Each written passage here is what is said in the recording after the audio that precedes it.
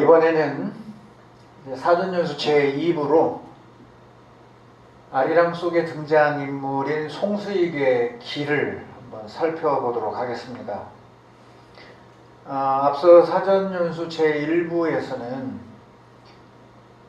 소설 아리랑의 배경지가 김제 그리고 군산을 중심으로 이루어진 어떤 역사적 배경이라고 할까요? 아니면 지리적 특성이라고 할까? 그런 이유에 대해서 좀 살펴봤습니다. 그래서 작가가 왜 아리랑의 출발 배경지를 김제의 외리 내촌마을로 삼았는지, 그리고 그곳에서 제2차 둥지를 떠나서 붙박이처럼 살아내야 하는 곳으로 왜 군산을 택했는지, 그런 그 공간적 배경지 선정에 관한 지리적 특성, 또 그 지역에는 역사성을 좀 살펴봤습니다. 지리적 특징이라고 하면은 국내 최대의 호남평야가 있는 곳이 전라북도 서부 지역이고요. 동진강, 만경강, 금강으로 이어지는 지역이고, 그리고 군산으로 중심 무대가 다시 이어지는 곳은 땅을 잃고 또 이 소작을 잃고 가야 할 곳이 이제 생계를 이어가려면 하루살이라도 해야 되는 그런 상황이기 때문에 새롭게 사람들이 모여드는 곳, 그곳이 어디냐면 군산이 되는 거죠. 그 군산이 되는 이유는 쌀이 모여들기 때문에 그런 거예요. 쌀이 모여드니까 철로와 운송을 위한 도로, 기간산업 등이 이루어져야 되고, 또 쌀이 모여드니까 그거를 실어가는 이 배가, 일본으로 가는 배가 들어오는 군산 내항이 이제 발달해야 되니까 축항공사가 이루어져서 총 4차례에 걸친 군산 내항의 축항공사가 이루어지죠. 그리고 거기에는 수없이 많은 정미소와 미선소와 사람들이 이제 모여들면서 쌀과 관련된 지객꾼부터 사람들이 모이게 되죠. 사람이 모이면 일자리가 만들어지는 거고, 그래서 내촌과 외리마을에서 떠났던 많은 사람들이 군산을 거쳐서 산속에 화전민으로 간다거나 화전민을 거쳐서 송수익이 갔던 만주로 이동해 가게 되는 거잖아요. 그래서 이 군산이 사실은 이 소설 아리랑에서 국내 배경지 중에는 가장 큰 중요성을 갖고 있는 지역이다, 이렇게 말씀드릴 수가 있겠어요. 그래서 왜 김제여야 하고 군산이어야 했는지를 이제 우리가 넌지시 이해할 수 있었어요. 자, 그러면 이 김제 군산 지역에서 민초들이 살아가는 삶은 수탈에 맞춰져 있단 말이에요. 수탈에 중심이. 그럼 반면에 당시대를 살았던 지식인들의 삶은 어떤 것이었을까? 그 지식인들의 삶들의 모습을 이제 그려내는 것인데, 그게 대표적인 것이 바로 송수익을 포함한 당시대의 식자층들이 살아갔던 길을 표현하고자 한 게 송수익을 포함한 신세호라든지 또 임병사라든지 그 외에 안유강이라든지 또한 만석군의 자식이었지만 그 만석군 중에서도 특히 정재규나 정상규와 같은 부류가 아닌 정도규가 갔던 길, 이런 지식인들 식자층들이 갔던, 또 종교인 중에는 이제 공원 스님을 들 수가 있겠죠. 그래서 이런 식자층들, 또 훗날 1930년대 이후에 이제 친일로 돌아서는 민동환이라든지 박정혜라든지 이런 식자층들을 다루고 있는 것이 또 한 축이에요. 그런 식자층들의 축에서 가장 중요한 역할을 하고 있는 사람이 바로 송수익이라고 할 수가 있죠. 그런데 제가 안내하는 이 아리랑 따라가는 인문학기행에서 군산을 거쳐서 김제 정읍으로 가는 동안에 국내 부분을 다루기 때문에 만주나 하와이나 연해주나 또는 중국 내륙에서 활동한 지식인들에 대한 이야기를 다룰 기회가 그렇게 많지가 않습니다. 그런 측면에 좀 아쉬움이 있어요. 그래서 올 7월 말부터 8월 초까지 제가 만주 지역의 독립운동사 안내를 하면서 소설 아리랑의 만주편을 안내를 해드렸습니다. 그리고 향후에 제가 지금 연해주에서 돌아온 지가 한 3일쯤 되고 있는데 향후 연해주 지역의 독립운동사 안내할 때는 소설 아리랑의 이 연해주 편을 안내를 할 생각입니다. 그래서 연추라든지 그 다음에 블라디보스토크라든지 또 나우카라든지 아니면 우수리스크 더 북쪽에 있는 하바롭스크까지 펼쳐졌던 연해주 일대의 특히 사회주의 사상을 가진 사람들의 지식인들의 그런 활동들 소설 아리랑 속에서는 조강서 또는 윤철훈 내지는 여기를 배경으로 또 사실은 무기 구입을 위해서 이 송수익과 방대근이라든지 이런 인물들이 바로 연해주로 넘어가게 되죠. 또 차은심이라든지 이런 등장인물들을 통해서 이 연해주 일대의 우리의 독립운동사를 다루고 있습니다. 그래서 그 부분은 차후에 제가 연해주 독립운동사 안내할 때 연해주 편을 안내할 생각을 갖고 있습니다. 그런데 이번 이틀에 이어서 이루어지는 이 아리랑 기행에서는 군산에서 김제로, 김제에서 정읍 태희 무성서원에서 마지막을 지금 마무리하려고 하고 있거든요. 그런 측면에서 사실은 만주 지역에 있었던 이 독립운동사가 아리랑의 3대 축 중에 하나인데 결국 만주 지역을 할 수 없기 때문에 좀 안타까움이 있어요. 그래서 이 영상을 통해서 조정래 작가가 송수익을 통해서 뭘 말하려고 했는가 그 부분을 좀 짚어보고자 합니다. 그래야만 여러분들이 아리랑 기행을 할 때 핵심을 놓치지 않게 됩니다. 그래서 전체적으로 이제 송수익의 삶을 통해서 우리의 근대사에서 현대사로 넘어오면서 아리랑이 마무리가 되는데 그러한 이 근대사에서 현대사로 넘어오는 과정에 우리가 중요하게 바라볼 것이 세계사조가 어떻게 변화하는 것인가 인류문화사에서 시작이 되는 1904년 이 너일 전쟁이 이제 그 시작의 초반부가 될 텐데 물론 하와이로 방향근이 팔려가는 장면부터 시작이 됩니다. 그게 이제 1904년인데 그러면 그 팔려가고 얼마 있지 않아서 바로 이제 너일 전쟁이 시작이 되고 그러면서 1905년에 이제 을사늑약이 되잖아요. 그러니까 이 소설 아리랑의 전개 과정이 이 너일 전쟁이 오는 과정, 한일 의정서가 맺어지는 1904년 우리의 경찰권이 이제 사라지면서 그런 과정에 이제 민초들이 나라가 점점 국권을 잃어가는구나라고 하는 걸 느껴가죠. 그러니까 이런 상황에서 1905년 을사늑약 이후에 우리가 벌이는 게 뭐예요? 바로 이제 을사의병이란 말이에요. 1905년 을사늑약 이후에 1906년 병원년으로 이어지는 이 을사의병의 이야기들이 지식인들의 움직이는 주 공간 또는 역사적 배경이 된단 말이에요. 시간적 배경이.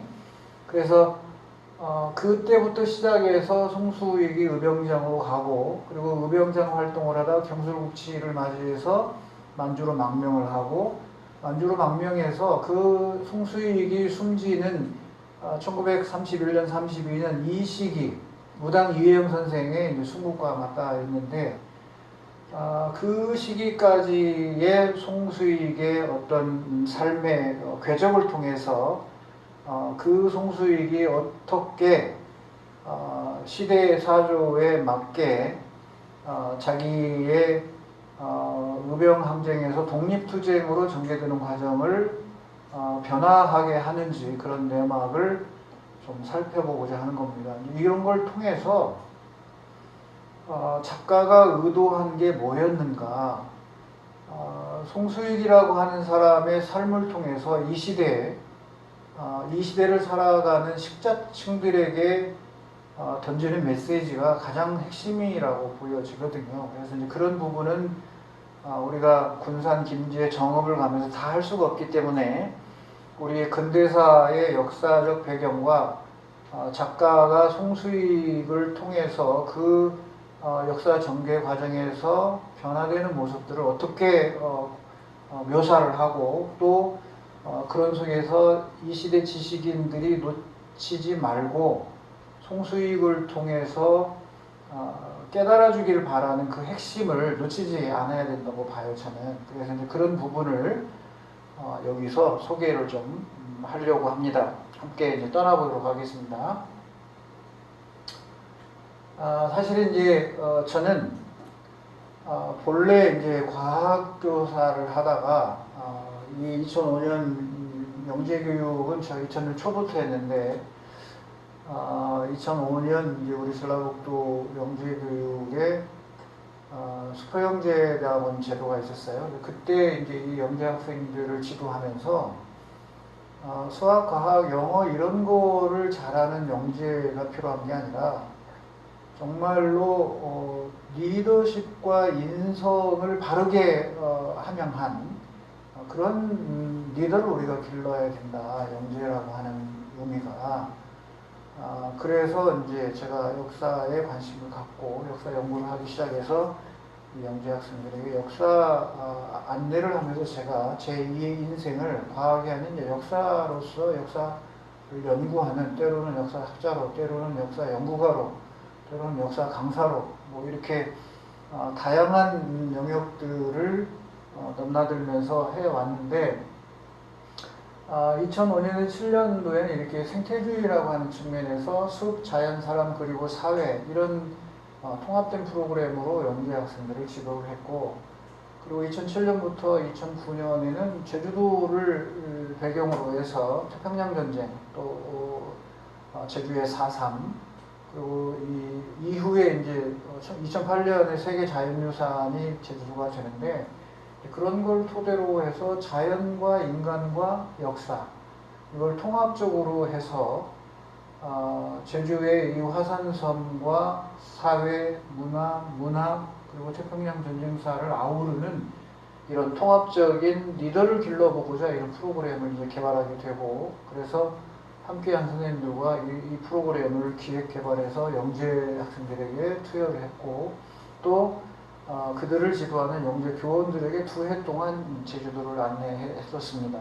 이후에 이제 제가 만주 지역으로 만주와 중국 내륙으로 이제 시야를 돌려서 우리 고대사 부분을 관심을 가지고 연구를 하게 됐고요. 그래서 바레만 용화기행이라고 하는 프로그램을 만들어서 지금까지 한 25차례 이쪽으로 안내를 했고요. 그리고 그 이후 중간에 이제 항일 의병에 대한 관심을 가지면서 국내 학파 따라가는 항일 의병 항쟁을 하게 됩니다. 그래서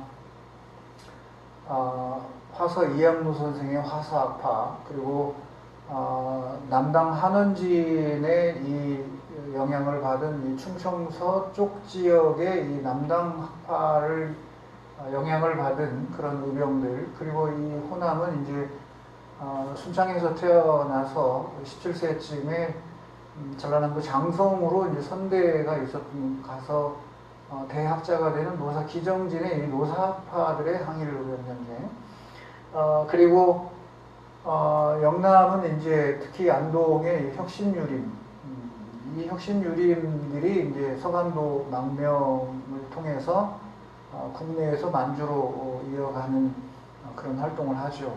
물론 경기 강원권의 화서학파들도 마찬가지입니다. 면함 최익현이나 뭐 의암 유인석, 유중교, 김평무 이런 내노라 하는 이 대유학자들이 바로 화서 이항로 계열의 문화인데 특히 그 화서학파들은 윤희순 의사를 포함해서 의암 유인석, 유홍석, 이런 그 유재원, 유돈상, 유민상, 유교상 이런 이 화서 문화생들은 만주 서간도 일대로 망명해서 끊임없이 이제 저항하고 투쟁하고 독립 전쟁을 벌입니다. 어쨌든 국내에 이렇게 연결을 하면서 의병 항쟁을 다루게 되고 그러면서 이제 2014년에 제가 학교를 내놓고 나와서 독립운동사 기행을 시작을 해서 지금 약 거의 10차례 정도 만주 지역 독립운동사에 안내하거나 지금 연구를 계속하고 있고요. 또 특히 전라북도 내의 동진강, 만경강, 섬진강, 금강 유역의 근대 역사를 다루면서 결국은 이게 배경이 돼서 제가 아리랑을 안내하려고 했던 이유도 여기에 있습니다. 그래서 소설 아리랑의 배경이 전북 지역의 근대사거든요, 사실은. 그리고 그 역사성 중에서도 태인에 있는 무성서원의 면함 최익현의 의병진이 결국은 송수익과 연계되면서 송수익이 그 의병진에 합류하면서 의병 항쟁을 이어간다는 거예요. 그래서 호남평야의 이 쌀과 땅과 농민, 물 이거의 한 축이라면 또 한쪽에서는 이런 의병 독립전쟁을 벌인 지식인들로 또 한 축이 이어지는데 사실은 이러한 유역의 강인문학을 하면서 아리랑을 해야겠다는 마음을 먹게 됐고요. 그리고 이제 이 지역을 하다 보면 당연히 동학국민혁명에 관심을 가질 수밖에 없습니다. 그래서 동학을 넘어 통일까지라는 프로그램을 만들어서 만석부로부터 시작해서 공주 우금치에서 서울 가서 전봉준 장군 동상을 이어서 임진강으로 건너가서 판문점이나 임진강 도라산 전망대 일대에서 북한을 바라보면서 어떻게 이 동학을 넘어서 통일혁명까지 갈 것이냐 그런 스토리로 만들고 일본은 강화도 제적봉 평화전망대까지 이어가면서 이 동학을 넘어 통일까지를 프로그램을 진행했고 또 김계남 장군을 따라가는 청주선까지 프로그램을 한다거나 그다음에 충청도의 영동, 보은, 옥천 일대 청주까지 이 지역의 동학국민혁명 과정을 안내하는 일들을 해왔습니다. 그리고 이제 또 하나는 세종의 향기 자주천문이라고 하는 것을 통해서 이 시대의 남북의 지도자들이 지향해야 할 세종의 개성정신은 무언가 그래서 세종이 자주천문을 이룬 것처럼 우리가 자주적인 남북 교류를 통해서 통일로 가야 되는 방향성을 제시하는 게 이 프로그램이고요. 또 하나는 이제 공주 부여 익산의 우리의 이 고대 한국의 문화 역사 이걸 배경으로 일본 속의 한국 문화 역사 기행을 지금 안내하고 있습니다. 그래서 아스카 지역 나라에 속해 있지만 아스카를 따로 하나 떼어서 아스카, 나라, 교토, 오사카 일대에 우리 고대 한국 문화의 흔적과 중세 근대 이후 또 일제강점기 독립운동과 관련된 그런 흔적들을 엮어서 일본 기행을 안내하고 있는 일을 하고 있습니다. 이런 측면에서 소설 아리랑은 제가 가고자 하는 방향과 그 목적이 같아요. 그래서 이 작가가 나중에 결론 부분에서 제가 얘기를 하겠지만 작가가 아리랑을 쓰게 된 동기, 목적을 분명히 밝히거든요. 그리고 그 지향점, 아리랑이 지향하고 있는 최종 목표점과 제가 안내하고 있는 이 역사 기행 또는 뭐 인문학 기행이라고 해도 좋겠는데 그거의 최종 목표의 지향점이 같습니다. 그러다 보니까 소설 아리랑 기행이라고 하는 걸 안내하는 쉬운 일이 아니거든요. 물론 이제 독자로서 소설 아리랑을 읽을 수는 있고 하겠지만 그거를 다른 사람들에게 안내하기 위해서는 상당한 노력이 필요하고 또 역사적 배경 지식이 많이 있지 않으면 소설 아리랑을 안내하기는 쉽지 않은 소설입니다. 왜냐하면 작가가 우리의 이 근대사 부분의 아픈 역사를 통일로 승화시키고자 한 작품이거든요. 그렇다 보니까 근대사가 다 함축적으로 다 들어있단 말이에요. 실존 인물도 다 나오고. 그래서 역사적 사건도 엄청 다양하고 많고 실제 존재했던 역사적 인물과 소설 속의 가상의 인물들이 혼재되면서 스토리가 전개되어진단 말이에요. 그렇기 때문에 아리랑을 안내하기는 쉽지 않은 편입니다. 근데 저는 이제 그동안에 약 15년, 길게는 한 20년 이런 역사 안내를 해오면서 소설의 아리랑의 배경지가 됐던 곳을 미국 하와이는 아직 못 가봤지만 연해주나 만주나 또 국내 이런 배경지들은 대부분 다 돌아다니면서 안내를 했기 때문에 아리랑을 이해하는데 한결 좀 수월했다 이렇게 표현할 수가 있겠습니다. 그래서 이틀간의 군산과 김제와 정읍을 돌지만 사실은 주 내용 중에 하나가 만주 지역에 있었던 우리 독립항쟁, 연해주 일대에 또 중국 내륙 태양산이나 이렇게 있었던 이 독립운동사가 큰 영역인데 그거를 안내할 수 없는 안타까움이 있어요. 그래서 제가 이 영상으로 이렇게 하려고 하는 의도가 바로 여기에 있습니다. 아까 우리가 소설 아리랑의 이 김제 군산 정읍 지역의 지리적 특성과 역사성을 우리가 일부에서 살펴봤는데 약간 중복되지만 안 본 분을 위해서 정리하자면 출발지는 김제 죽산면의 외리와 내촌이죠.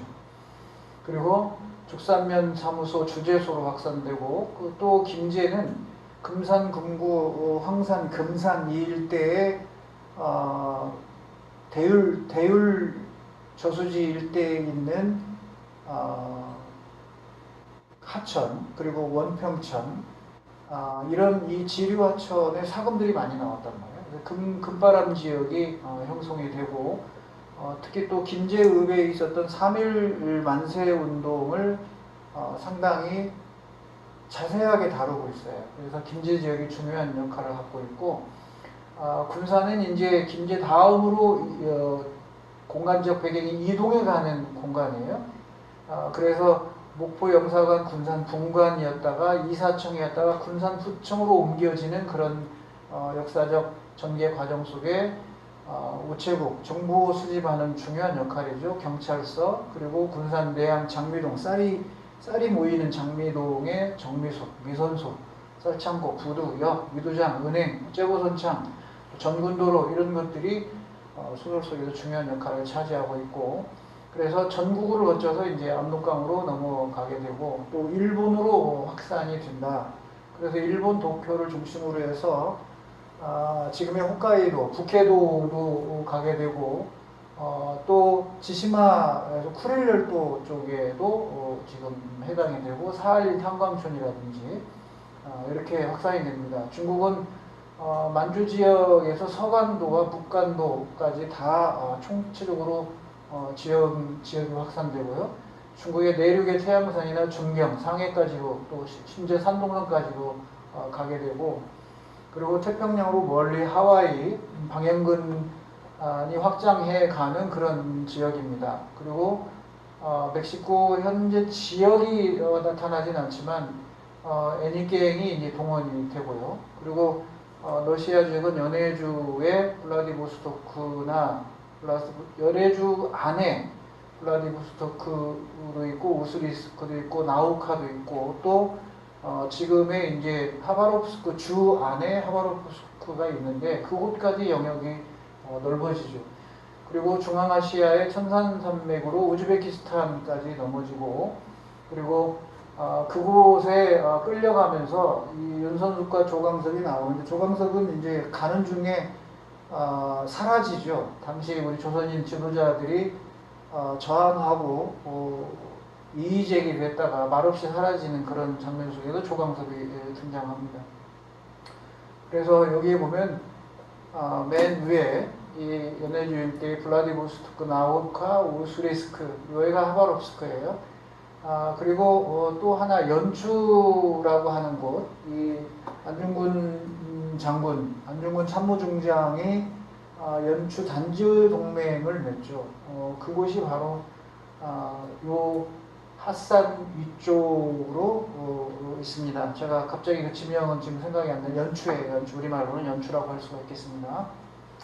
그 다음에 이제 이 동남아시아 지역으로는 버마, 그 다음에 양곤, 호치민 이런 등장이 되고, 중국 내륙으로는 이제 중경, 산서성, 그리고 상해까지 나오고, 1937년에 중앙아시아로 강제 추방당하는 조선인들 18만 명, 대략 20만 명이라고 하는데 유역열차로 표현을 했죠. 작가는 그 유역열차를 타고 가는 이 우즈베키스탄의 타슈켄트가 등장하면서 작가는 이 지역에 있는 지금의 고려인들, 까레이스키라고 하는 이 고려인들에게 관심을 가져주기를 바라는 마음으로 소설 속에서 등장을 합니다. 자, 이제 이 소설 아리랑 속에서 지식인을 상징하는 송수익, 이 송수익이라는 인물을 통해서 작가는 무엇을 말하고자 했는가 살펴보도록 하겠어요. 그렇게 가뿐은 하지만 이 만경 호남평야에서 사신맞이기는 뭐 그렇게 큰 논은 아니잖아요. 그래서 중간 정도 되는 이런 논을 가진 집에서 사랑채를 세워서 사랑채 학교를 세워서 운영하고 있는데, 이제 1905년 을사독약 맺어지고 이러면서 이제 학교를 문 닫게 되죠. 그래서 만경의 이 만석군이었던 정씨 집안, 그 정씨 집안의 정재규가 글벗이라고 표현은 했지만 사실은 벗이 될 수 있는 사람은 아닙니다. 그래서 그와 함께 학교를 지어보려고 했지만 이 정재규는 그야말로 이 속물적인 그런 성격을 지닌 부자 아들에 불과한 거죠. 그래서 실망을 하게 되고, 이때 이제 정재규는 뒤돌아서서 송수익에게 욕을 해대는 장면이 나와요. 이 부분은 제가 김제 죽산향교에 가서 좀 구체적으로 설명을 드리겠습니다. 작가는 정재규의 입을 통해서 간접적으로 바로 이 송수익이라는 인물을 전봉준 장군을 연상하게 하죠. 동학이 직접적으로 시대적 배경에 등장은 하지 않지만 동학은 시작부터 뭐 중후반까지 계속 동학이 배경으로 깔려 있습니다. 동학농민혁명이. 그래서 땅을 팔라고 하는 거를 막다가 주제에서 끌려가지만 바로 이 문중의 도움으로 풀려나게 되죠. 바로 이 소설 아리랑의 출판지인 외리마을입니다. 우리가 두 번째 날 김제 답사할 때 이 외리마을을 갈 거예요. 하나 소개를 해보면 저놈이 미쳐도 되게 미쳤네. 세상이 혼란스럽게 돌아가니까 멀쩡한 놈도 미치나 하기에는 저것이 글방에서 글을 읽을 때부터 좀 이상스럽기는 했지 하면서 이 송수익의 인격 또는 성격을 지금 표현해냅니다. 마음씨가 고운 것 같으면서도 세고 공자와 맹자의 그런 도부라는 시각을 중히 여기는 눈치였고, 그 다음에 가보년 동학농민혁명 때는 관리들의 탐학을 욕해대면서 은근히 농민들을 싸고 돌아 눈총을 받지 않았나. 외놈이야 하면 치를 떨어대고 계집도 아닌 사내가 업무는 또 그리 좋아하고 속이 어찌된 물건인지 별난 종자다. 저것이 양반탯줄 타고 나서도 저 모양인데 상문탯줄 타고 났더라면 전봉준이가 따로 없을 판이었지 해서 전봉준과 일치시키고 있는 모습이 보이고, 만민평등이고 학교를 세워 상문도 공평하게 가르쳐? 어림도 없는 소리다. 누구 좋으라고 그것이냐 그 짓이냐. 내가 요시다라는 놈한테 돈 100원 빌려서 쓰는 걸 알고 있으면 저놈, 그러니까 송수익이 기절초풍을 하겠지. 사실은 이 대목에서 송수익에게 술을 사주려고 했는데 요시다한테 돈을 빌리죠. 그 요시다한테 빌려가지고 송수익에게 술을 사주러 지금 주막으로 가다가 주막에서 만나서 길게 얘기도 안 하고 이제 바로 수가 틀려서 헤어지는 장면입니다. 작가가 송수익을 통해서 당시대의 지식인이 가야 할 방향성을 제시를 하고 있는 거죠.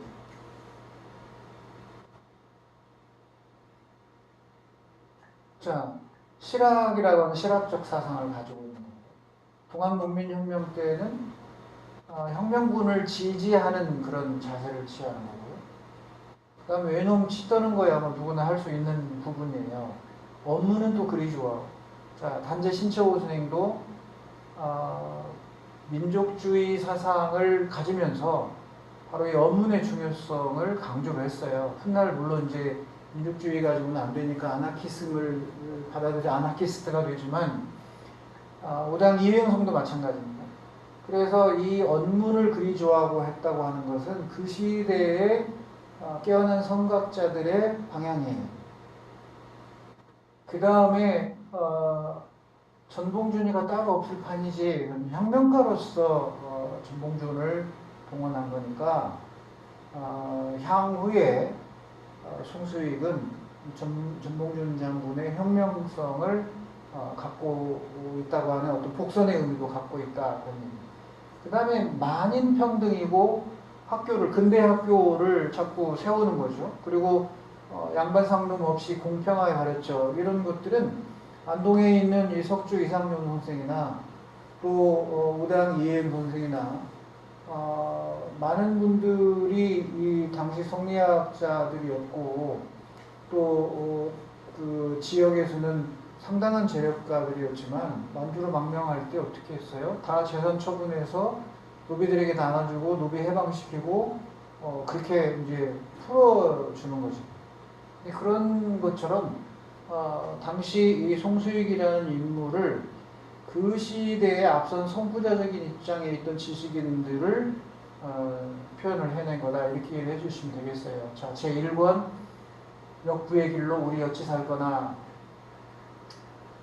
1905년 을사늑약이 맺어지고 이제 송수익은 학교를 통해서는 우리가 그 망해가는 나라를 구할 수 없다는 걸 알고 이제 의병을 나서기로 마음을 먹습니다. 그래서 신세호를 통해서 바로 임병서라는 인물을 이제 소개를 받게 되는 거죠. 신세호는 지금 현재 신세호도 송수익의 벗으로 나오고요. 그 다음에 정재교도 글벗이라고 표현이 되고 있죠.